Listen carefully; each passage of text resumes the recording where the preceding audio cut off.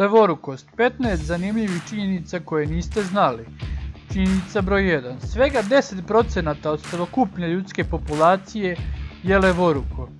Činjenica broj 2. Neki od poznatih levorukih ljudi su Napoleon, Da Vinci, Michelangelo, Einstein, Newton i Bill Gates.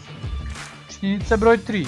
Uprkos tome što spadaju u svega 10% ljudske populacije, 40% šizofreničara su levoruki ljudi.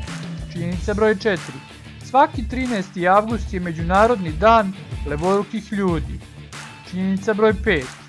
Više od 2500 levorukih ljudi pogine svake godine zato što koriste opremu koja je namenjena za desnoruke ljudi. Činjenica broj 6. Prema studiji postoji mnogo više levorukih ljudi s koeficijentom inteligencije preko 140. Činjenica broj 7. Prevremeno rođene bebe imaju mnogo veće šanse da budu levoruki. Činjenica broj 8. Homoseksualci imaju 39% veću šansu da budu levoruki. Činjenica broj 9. Levoruki vojnici bacaju bombu na opačke zbog položaja sigurnosne igle. Činjenica broj 10. Tokom igranja igrica ili u sportu, levoruki ljudi dosta brže obrađuju informacije. Činjenica broj 11.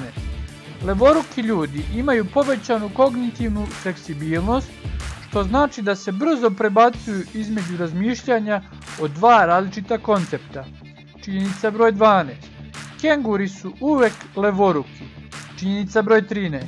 Jedno istraživanje otkriva da su levoruki ljudi dosta podložniji posttraumatskom stresu.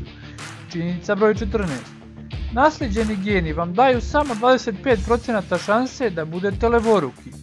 Činjenica broj 15.